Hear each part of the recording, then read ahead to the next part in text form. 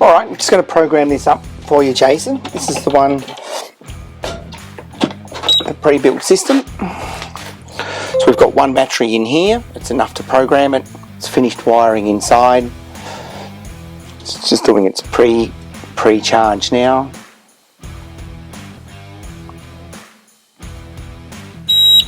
Here we go. Alright, so what I'm going to do is a quick configure from the laptop. I'm going to use the laptop before the screen works. Open up SP link.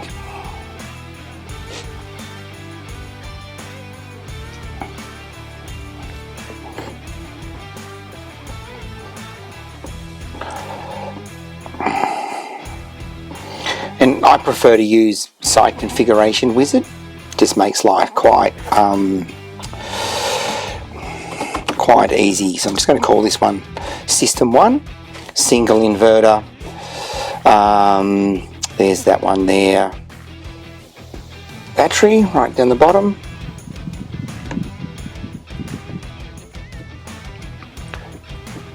Change that to 5 units.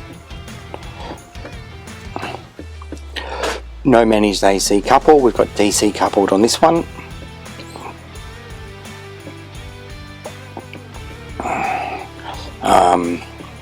Off-grid. No external contactor. I'm just going to put a manual start generator in here at 3 kVA. So that's something like a little Honda 3 kilowatt IS or something like that. This can get reconfigured later on via Select Live. Okay, so finish, copy, yep, we need to save that site. File, save as. It's obviously going to save on my desktop, no problems. Connection, connect to the system.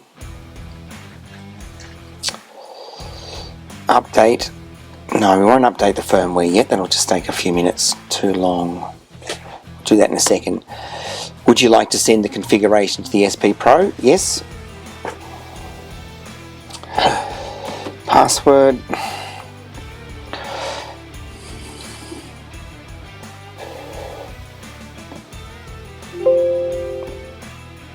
Alright, so that's now configured. There is a few little things I like to, under service settings, I don't know if you can see this, Jody. This is something that will trip you up, or I can just explain it to you. So we've got a current shunt in here for the DC solar with no power going past, and it reads 1.1 amps here, and that's because we haven't zeroed the shunt. So we'll zero that now. That's always important, otherwise 24 hours a day the Selectronic will think 1.1 amps is going in all the time. So then your state of charge is going to be incorrect. Configuration under system, there's another little thing I like to change here under charger. Oh no, I don't need to. So it's got an absorption float transition of 30 minutes to 50 minutes. What that means is, just really quickly, one of the things that can trip you up in the middle of winter. So the state of charge is a calculation of everything coming in and everything coming out. So it counts the solar coming in and the loads going out. There's a little error in that. It's about 1/3% every couple of days. So it does add up. So after about 3 or 4 weeks, there can be quite a significant error in here. And then so your automatic start generator is starting earlier or later when it should, or it shuts down when it shouldn't. So what we want to see in an ideal world is the system through generator or batteries get to full, and does that through an absorption transition. So the battery gets to full, and then once a month it'll just lift up the voltage for minimum 30 minutes, maximum 50 minutes, and then what that will do is the system will go and it'll just check each individual cell and each individual battery, and then it's absolutely full. That'll reconnect itself, good for another month. Anyway, that's the two little things that will trip us up. So the zeroing the shunt and making sure the current in there is good.